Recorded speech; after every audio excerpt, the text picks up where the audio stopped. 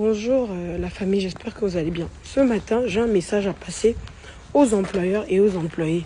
Je suis en train de passer par une situation que je n'aurais peut-être pas voulu raconter, mais parce que je sais qu'il y a beaucoup de personnes qui ignorent des choses, je décide d'en parler ce matin. Alors, j'ai été recrutée par une boîte comme un cabinet de recrutement pour que je travaille dans l'enseigne dans laquelle je travaille actuellement. Pendant mon entretien, il m'avait dit que je serais rémunérée au SMIC avec quelques primes, celle de la ponctualité, de l'assiduité et une autre. Je suis entrée dans l'entreprise, j'ai commencé à travailler parce qu'à cette période-là, je cherchais énormément et j'avais besoin de commencer à travailler, non seulement pour continuer à acquérir des compétences, de l'expérience, mais aussi pour pouvoir avoir un peu un quotidien qui me permettrait de me nourrir comme de payer mon loyer.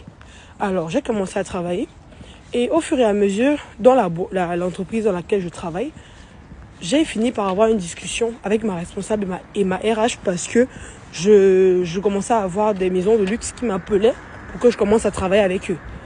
Et quand j'en ai parlé avec mes responsables, elles m'ont demandé pourquoi est-ce que je voulais partir. Je leur ai dit, certes j'aime l'environnement, j'aime le cadre, tout est bien et je suis très bien soutenue dans ma tâche, mais le fait que je sois payée au SMIC ne me permet pas de subvenir à tous mes besoins. Ma RH dit comment ça, payer au SMIC? Je dis mais je suis payée au SMIC.